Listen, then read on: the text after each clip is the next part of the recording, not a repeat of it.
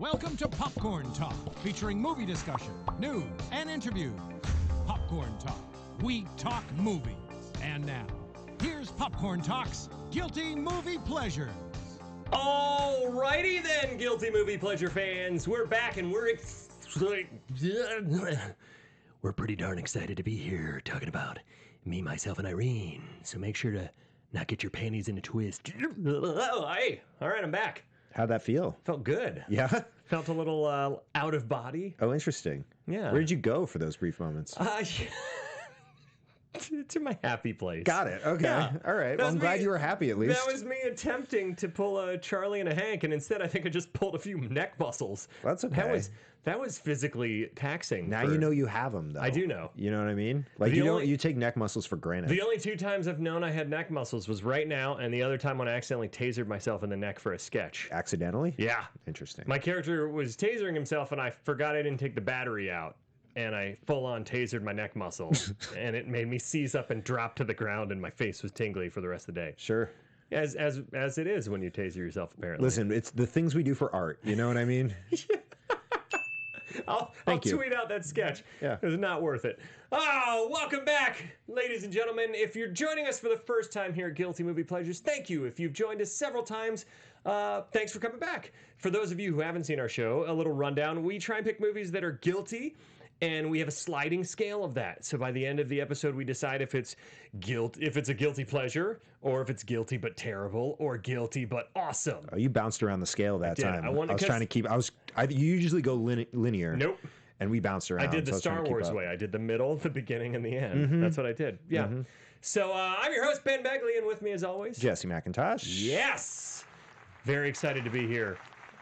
So here's the thing. I took my daughter to see Sonic the Hedgehog, mm-hmm. and I loved seeing vintage manic Jim Carrey again. And we talked about this briefly before, how his show Kidding on Showtime is fucking It's great. awesome. It's one of my favorite shows on TV. It's one of the best shows I've ever seen. I haven't seen season 2, so don't spoil it. But season 1's amazing, and we're getting into season 2 now. We had to finish Watchmen first. We got to hit things first.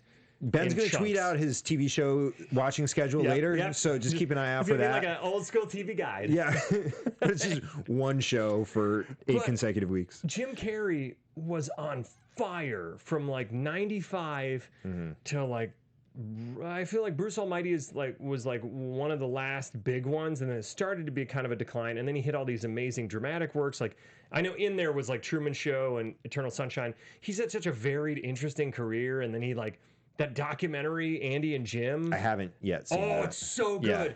Yeah. It'll make you like question everything about existence and art and what it all means. And it's like, I went in this like weird introspective stage, and then I forgot about it. I need to revisit it like once a year to make myself be more pure as an artist. Just to think.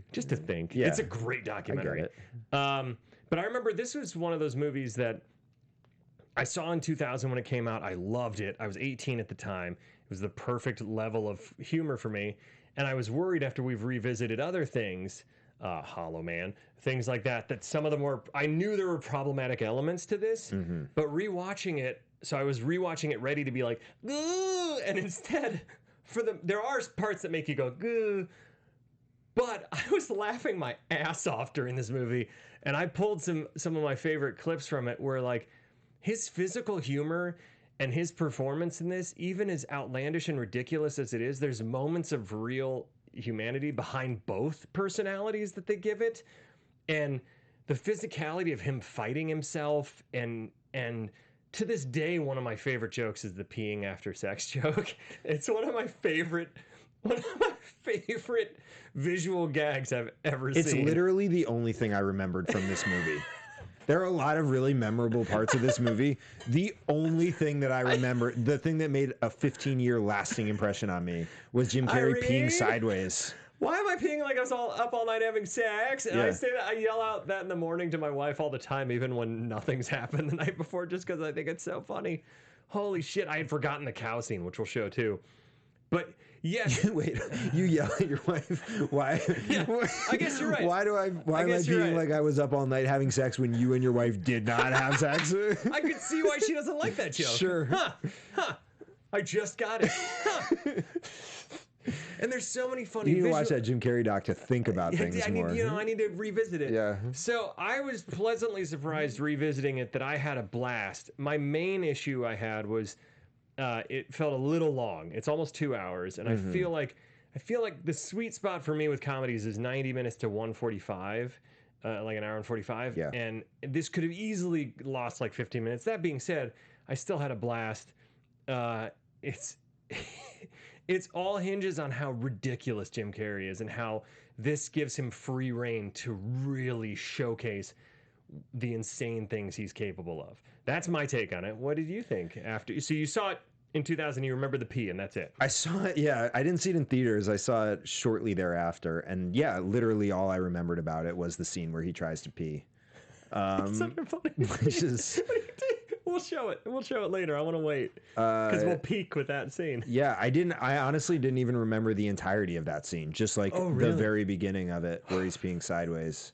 And then my mind shut off. I watched it 3 times in a row. Really? I just kept rewinding it because I was crying. I was laughing so hard. That's why you don't have time to watch TV, man. Because you watch the same clips 3 times in a row. Because it takes me 4 hours to watch our guilty movie pleasures. Yeah. No, I thought a lot of it was funny. But the balance of genuinely funny versus problematic funny in this movie is tipping more and more on the side of problematic funny. Like a lot of the lines meant for laughs are either racist or misogynistic, and it's unrelenting. Yeah, see, and that's where, for me, the biggest laughs were always his physical humor. Yes. Like, and the bits with his physical humor, the bits with him switching back and forth, the Cottonmouth scene. I wasn't just to be clear, I wasn't a fan of like the whole like dildo thing is ridiculous. Yes. But him washing his butthole in the sink was really funny to me because it's just a funny visual. It's a silly visual. Yes. But I do agree that a lot of the humor, it's like 50-50 for me, where any of the physical stuff or even some of the stuff with his kids was half and half for me. Like his kids were funny characters, but some of the jokes were like clearly 2 white guys writing for 3 black characters. But I did like that they were super fucking smart and really great at like everything. I thought that was a funny angle. I just wish that it wasn't written so steeped in like racial stereotypes. Yeah. So it had like a kernel that every once in a while the popcorns of those kernels exploded with comedy. Sure. This metaphor is getting really weird. That's what happens when I try and make them up on the fly. But yeah, so for every like one joke that made me laugh with in that realm, there were 3 that made me go, ugh! But then Jim Carrey would do something ridiculous physically that would have me back in. Yeah. So that's the hard thing. Yeah, like I said. The breastfeeding scene, it's so bad. Oh. It's so bad. But his face is so funny in it. And I hated myself for laughing at it. Because I just called out Hollow Man last week. Although I don't think anything in this movie is as bad as Hollow Man. I mean, you are right. Because the reactions are done with levity. Mm-hmm. But it was the exact 2 things that happened in Hollow Man happened in this movie, where he gropes the woman's breast, this time with his mouth, and he tricks her into having sex with him, which is sexual assault. So like it was the 2 same acts, but done in a comedy versus done in a thriller horror. I think. And so the reaction is just like, this is goofy. Oh, no. And I don't think, like, when they're like, well, it looks like Hank pulled a fast one on her. I was like, oh, no. Right. No. Right. So, like, I think what you're saying, I think we're in total agreement where it's like you're laughing 1 second and then the next minute you're going, oh, fuck. Why'd you make that decision? Right. Yeah, okay. Right. But overall, did you enjoy it? Yes. Mm-hmm. Generally enjoyed it. But, like I said, I feel like the balance, there were too many landmines that they stepped on, and they were done specifically for laughs, which says to me they think misogyny and racism is funny. That it made it really difficult to enjoy the genuinely funny parts.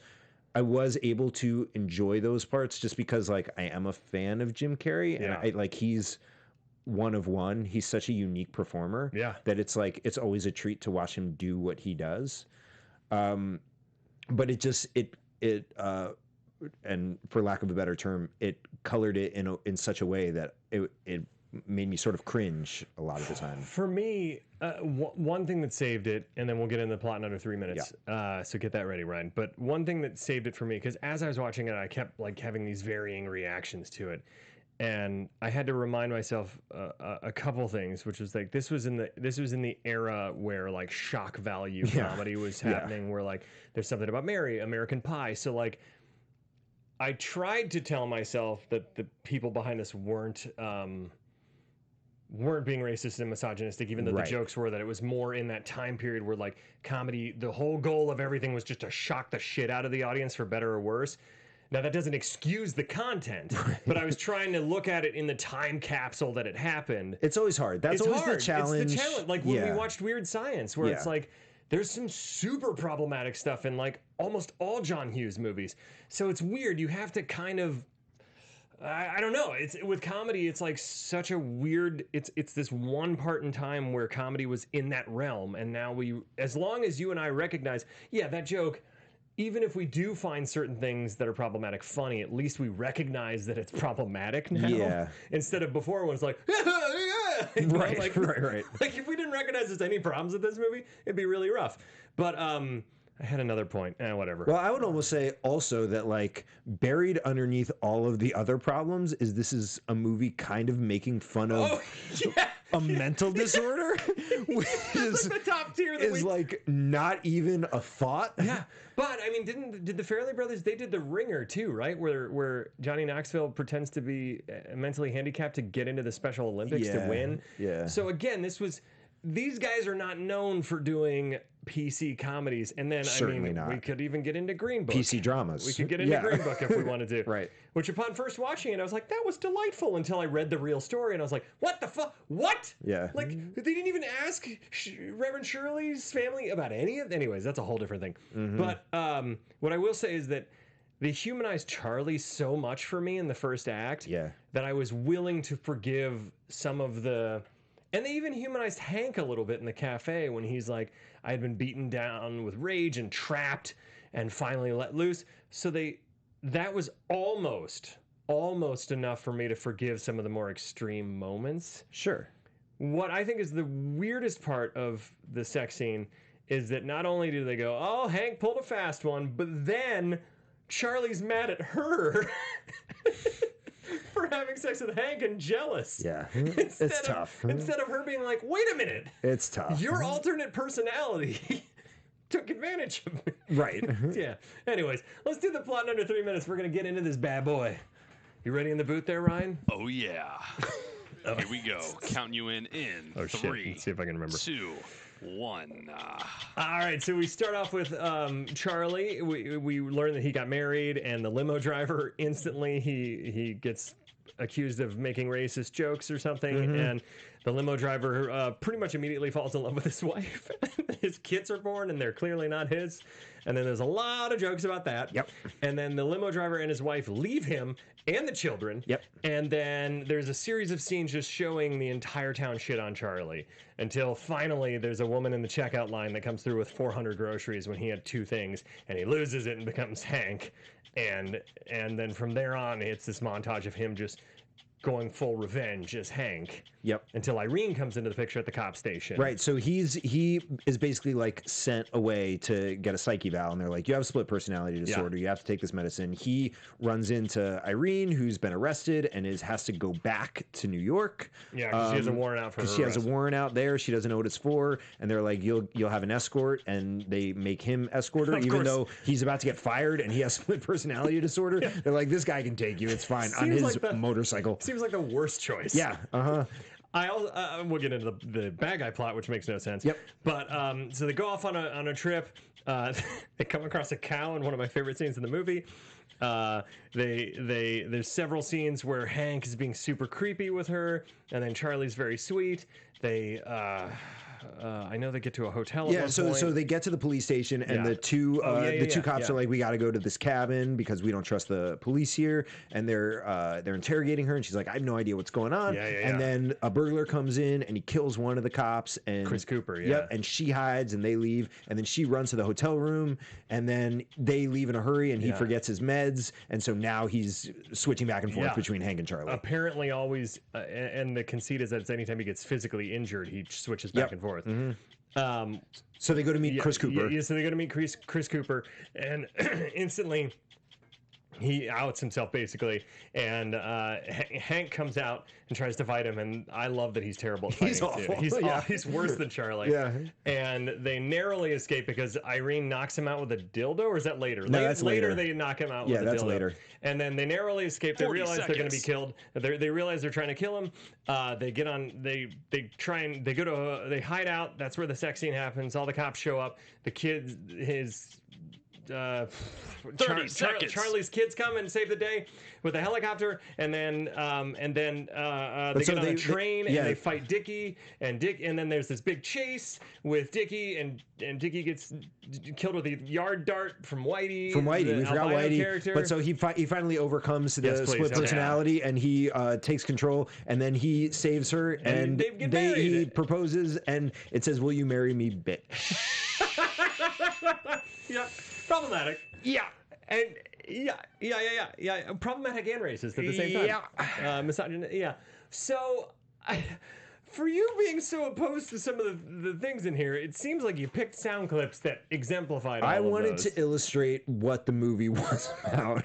which is why I picked video clips to counterpoint those. Yes. Yeah. Well. Yes. Okay. So, the first scene where Charlie and his girlfriend with matching T-shirts, I love that motif, because then later on when she's wearing the limo driver's face instead, is hilarious to me.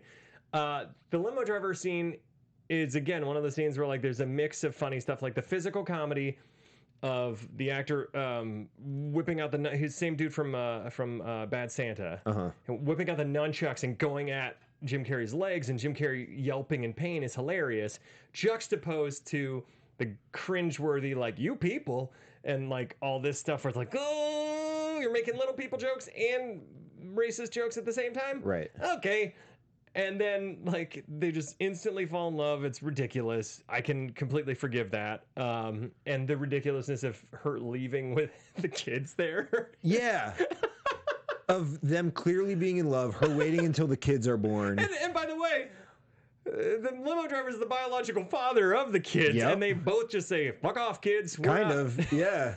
Never to be seen again. And then they aggressively make out in the car. Oh, so gross. I always hate this in comedy. It usually only happens in comedies. Their tongues are like, yeah, right in front of the person who's been sort of left behind. They just aggressively make out to make a point, I guess. He didn't do anything to them. Why are they so bitter towards him? It was like every time in Just Friends when Anna Faris would make out with somebody, and it was just like so aggressive. Yeah.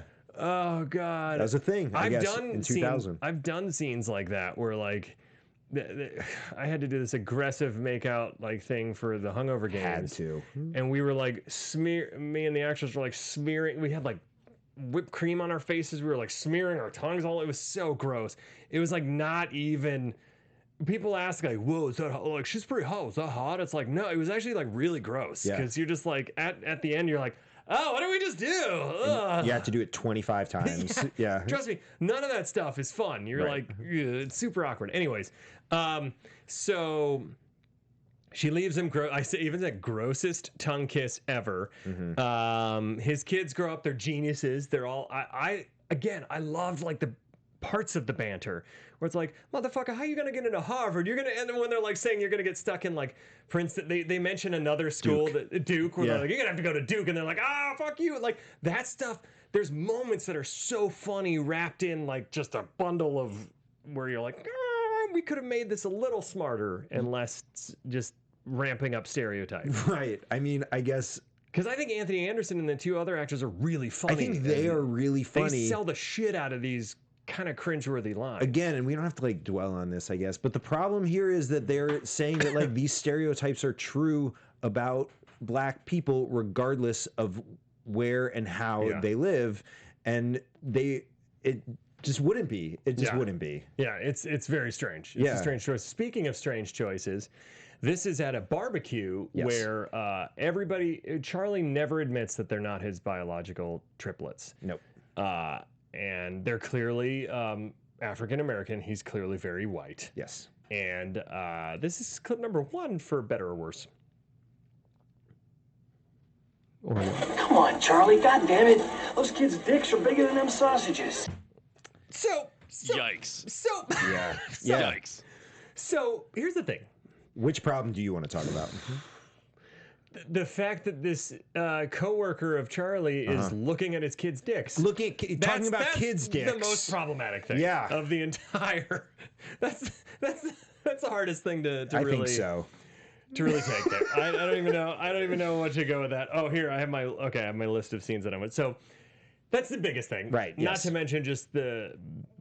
Again, we're stereotyping, Yep. but I think the problem here is that that we're talking about kids' dicks. Yep, that's the biggest thing. So we'll move on from that. Okay. And then there's several super funny scenes where they set up everybody being an asshole to him, so that when he switches to Hank, that's some of my favorite stuff when he goes ballistic on people. Like they set up the barbershop. He's like, you got to move your car. That was a really funny joke where he's like, it says 1 hour parking and you've been there 3 days now. Yeah. It's just like so funny to me.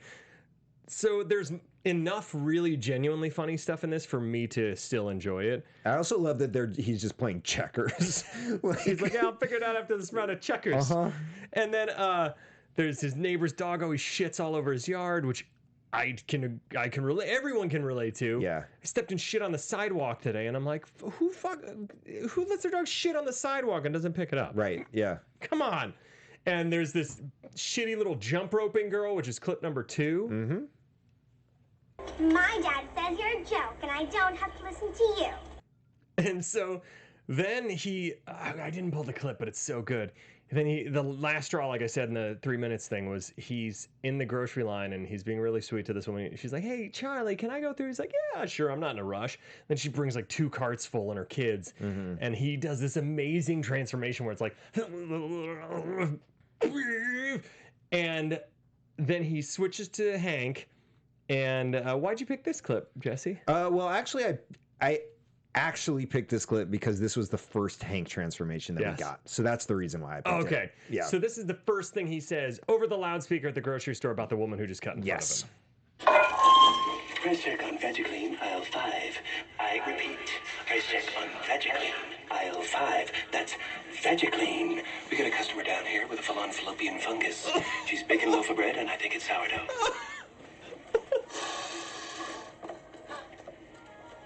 Put a rush on that. Oh, God. Oh, and that's the thing, though.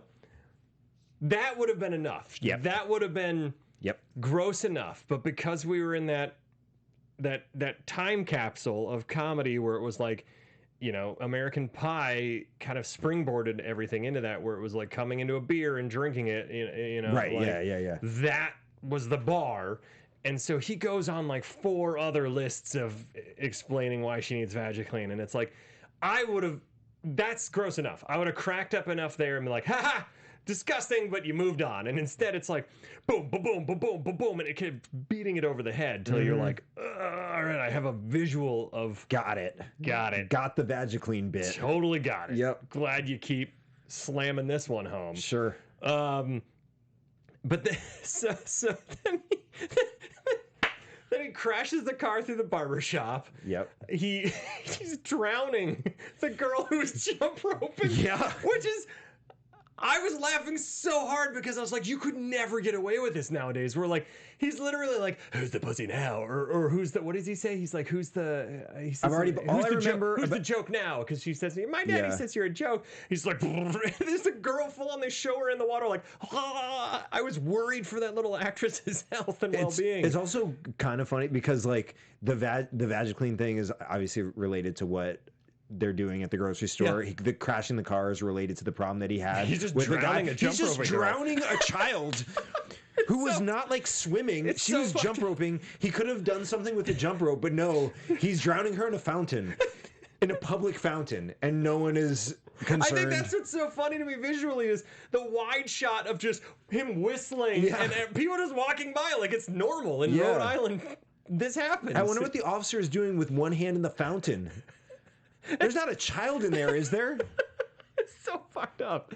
So then he goes and takes a shit on his neighbor's yard. Right. In the greatest smash cut to another scene where he's grunting and you think you're looking at shit coming down and it's a soft serve chocolate ice cream cone. Sure is. Then his police partners are like, hey, you gotta come over. We gotta get you evaluated. What's happening here?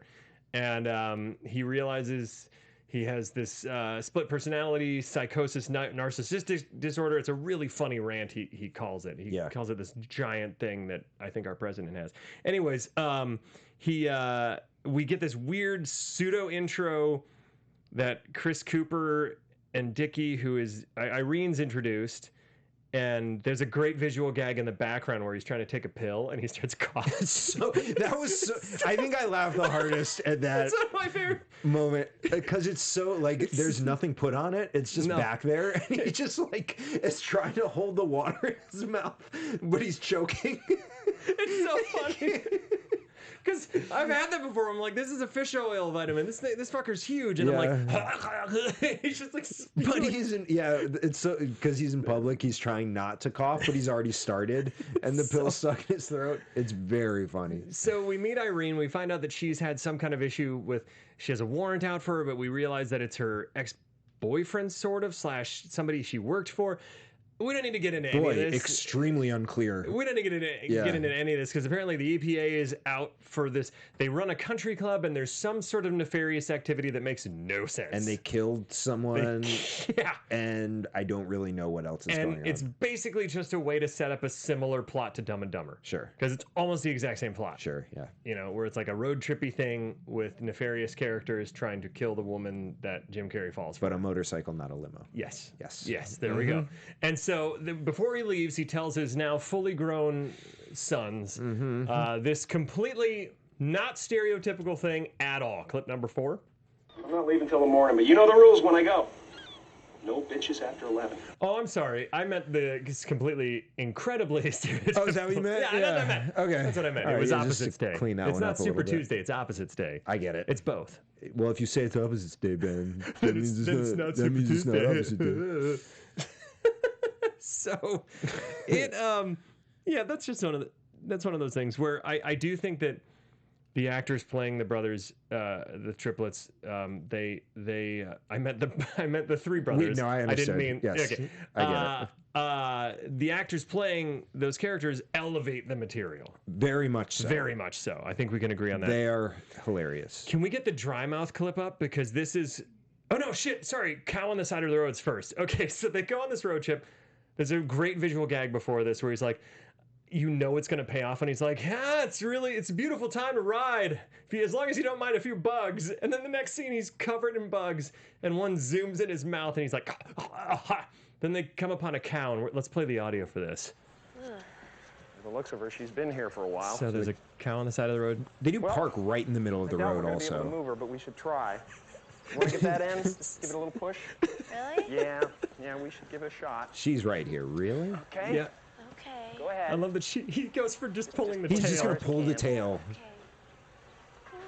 Oh, cow's alive. Uh-oh. Okay. You just Oh, it's still alive. just stand back. I'll take care of it. I'll take care of it. Terrible. Oh. Don't look, okay? So he's gonna pull out his gun to euthanize the cow. For those of you just listening. Old girl. Your suffering's over. And you think, wow, this is really dark and weird. It's really sad that they've taken so long on this bit just for him to kill this cow. So he shoots the cow in the head. And now wait, it keeps. Oh, it ain't always easy doing Mother Nature's work. Oh, cow's still alive. The cow's dead. Shoots him twice. Cow's dead. Oof. Can you believe that? Oh, we're back. He unloads 7 more clips. Pistol whipping the cow. And now he's choking the cow out. Let go, So stupid. It's so dumb, but I laughed so hard every time I've seen this now. The cow's tail's wagging. She's kicking him. And he's plugging up the nose holes. Okay, we can right. cut it there because the cow eventually dies, or does it? So we actually have a callback to this. Let's get to clip number 6. So those of you who are worried we're laughing at the death of a cow, later on in the film, there's a callback. We just got a report he put 6 bullets into a prize cow's head. Poor thing's lucky to be alive.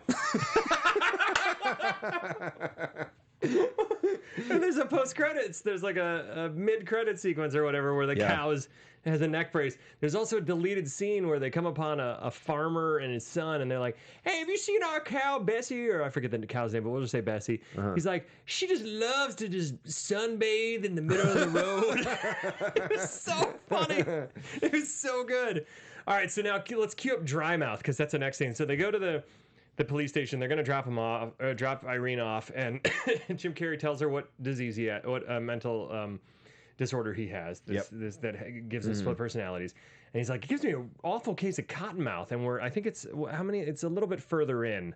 It's about it's in 1:40, a minute 40 into this clip. And his mouth keeps getting drier and drier until this Fire Marshal Bill moment. We appreciate it. Where if you're not watching, his teeth are fully, his lips are completely sucked in, and his teeth are exposed, and his face is super white. He looks like a walker on The Walking Dead.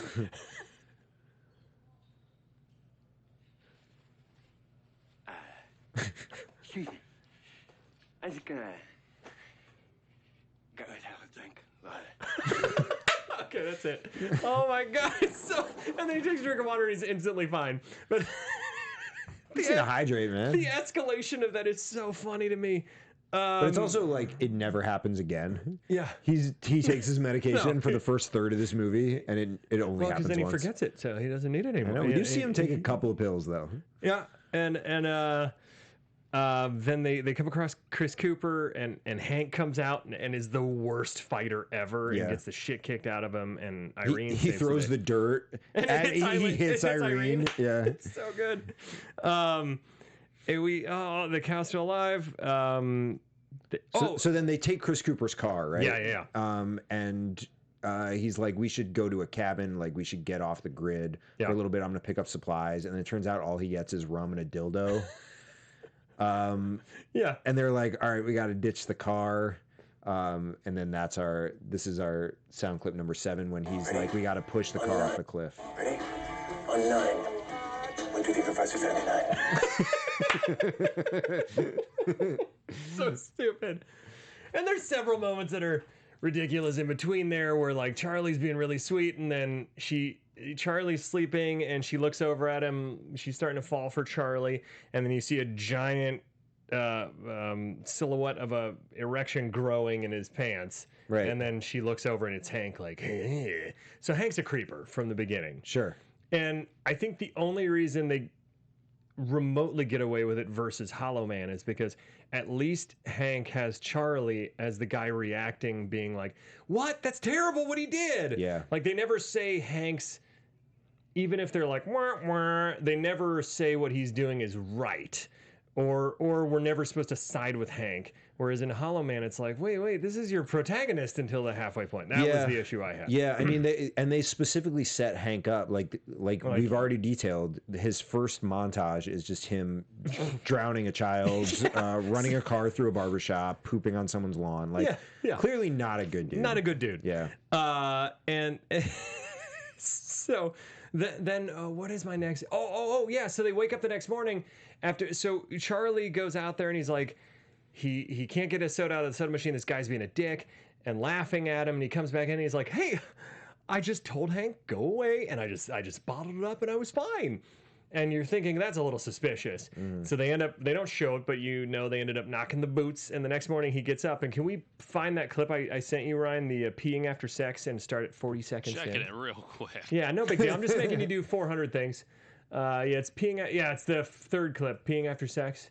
Yeah, that one. And it's 40 seconds in. This is the one that stayed with you for 20 years. This is, and now again, after having seen it, this is the only thing that I remember from this movie. So he's going to pee. We won't even narrate it. We'll just tell you later. All right, we'll tell you. It's on the side of the wall. It's like above his head. Like it's going 60-degree angle at Grabs this the point. frame. He's trying to deflect it into the toilet. Grabs a spare toilet ball. I don't know toilet why roll, he dropped the photo to get the toilet paper, and now he's just in the shower. Wrap it. He wraps I himself love with that a instead shower of just curtain. standing in the shower, wraps himself up to contain it. Yeah. Yeah. It's so stupid. I will. like I was up all night having sex. Why am I feeling like I was up all night having... Hank pulled a fast one. We also saw in that clip the chin bandage. We forgot to mention that in the middle of running from a myriad of dirty cops from many different departments, they stopped to get plastic surgery. And that's the moment where they try and humanize Hank a little bit, because Hank is super rude to Whitey, an albino character in this movie. Yes. And he makes all kinds of references to his paleness. And then Irene makes him realize, oh, you made him feel awful. And Hank has kind of a human moment where he's like, I'm overcompensating. He's like, I'm going to do something nice for Charlie. And then, because we forgot about the joke where he gets kicked in the face by Irene, because he's like, you got to rough me up so that we can go in there and say somebody beat me up in the parking lot of Ben & Jerry's and you got to give us money. She kicks him in the face. And for like 4 scenes after that, there's a hysterical whistling recurring joke with his nose where it's like, and there's an amazing moment where he breaks down and cries, and there's like a squeaking as he's sobbing that I couldn't stop laughing. Yes. It's like as he's sobbing. It's so funny. But then he decides to do something nice for Charlie, and he gets his nose fixed, probably so they didn't have to do the prosthetic. Yeah, I would assume so, yeah. And then he has a bandage on his chin till the very end of the movie. They save that joke for the end. And they even say when he takes it off, he goes, I'm surprised it stayed on this long. So there's like really fun, self-aware stuff like that. What's this one? Fucking anything? Let's hear it. Let me ask you something, man. Is your old lady happy? My old lady? Yeah, man, because if your fucking is anything like your police work, you couldn't hit the G-spot on a 12-pound pussy. God. I just don't know what that means. I don't. I mean, the G-spot, it's the same place. Yeah. I don't know. Doesn't matter how many pounds Can you we're talking weigh here. Anyway, you cannot. You cannot. I don't think you can weigh it separately. Nope. So is it as big as the sausage he was cooking in the beginning? I don't know.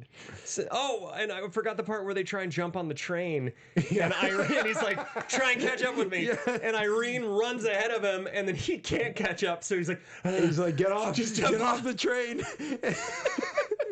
It's so good. It's so good. Then Hank comes out again because he sees a guy parking in a handicap spot. He smashes the car all up and then pees in the gas tank, only to find out that the guy who parked there was helping his relative or somebody who has like a full-on neck brace. Yeah. Which was a pretty funny reveal to me. Yes. Because then Hank's like, oh shit, my bad. Whitey comes along with them, and at a hotel, he tells Charlie that he brutally murders his whole family, which is a super dark scene. Yes. And he wished that he could still be in jail. Yeah. That's what he says. I wasn't ready to leave. Turns out that he was just making that up because he was creeped out by this guy with split personalities. Yes. Which I was glad that was the reveal, because I forgot that. Sure. Completely forgot. Because they set him up to be kind of like Steve Buscemi's character in Billy Madison, where he's like going to go after Charlie and Irene. And then, let's see. Okay. Wait. I do want to show the one last clip because it's one of my favorites. Just a few seconds of. Can we play Fighting With Myself and click the 26-second mark? Because this is when, so they have this train sequence where Dickie and them fight, and then Hank and Charlie are really fighting for control of this body. And so this is where the personalities have completely taken over at the same time. Yep. Where are you? So he starts. Oh, you bastard! It's so good. The physicality of this fight scene is incredible, and it goes on. It goes on for a very long time. We'll only show a little bit longer. I think there's a moment here where he flips himself. Get on your knees and beg me. Of yours, I beg I die. And he breaks his finger. And Irene just like choking. He at some point picks himself up. That's incredible. And he goes flying through the window. Yeah. Oh God. And this is Oh, and then he exposes himself. We can stop it right there. We can stop here. Yep. But so that goes on for, and that's a really funny thing that for the majority of this point till the end of the movie, when he finally frees himself from Hank, there's some amazing physical comedy where he lifts himself up and throws himself into the car, then tosses himself out. So this is just peak physical comedy, Jim Carrey, and I love it. Sure, let's play the chicken out of my ass. Why not? Because the boys, the triplets shove a chicken in a police officer's ass. Would somebody get this goddamn chicken out of my ass, please? Yep, that's a good place. At least he was polite. You know, and then they get rid of the bad guys. He gets rid of Hank. It's just Charlie and Irene, and he proposes with a "Will you marry me, bitch?" sign on a plane. Sure does. And all in all, this movie's a hoot. There definitely are some moments that are very rough. Not as rough as Waiting. Nope. Not as rough as several other comedies that we've seen. Nope. But there are moments. There are some really, really troubling moments. So I would love to know from you guys, what did you think of this when you saw it? Do you think it ages well? We want to rate it real quick. I mean, if you think it ages perfect, maybe reevaluate yourself. Sure. But what do you think? I would say, on balance, with all the very funny parts and all the problematic parts, I would put it in the middle, guilty movie pleasure. I think so. Yeah. I think at the time it would have been guilty but awesome, but now reflecting, it's definitely a guilty movie pleasure for me. Yeah, awesome. Make sure you leave a review on iTunes for us. Like us on YouTube, comment on there, and keep your suggestions going. What do we have coming up the next couple of weeks, man? We have some really fun stuff coming up. Thank you for reminding me. You're very welcome. We're going to go see a press screening of Bloodshot on Tuesday, and then we're going to do a reaction video afterwards, and then we're going to do an entire episode on Bloodshot.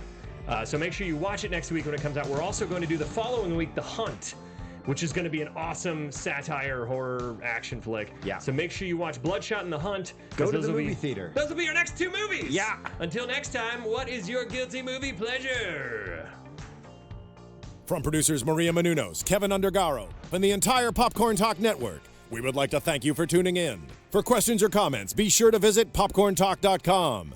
I'm Sir Richard Wentworth, and this has been a presentation of the Popcorn Talk Network. The views expressed herein are those of the hosts only and do not necessarily reflect the views of the Popcorn Talk Network or its owners or principals.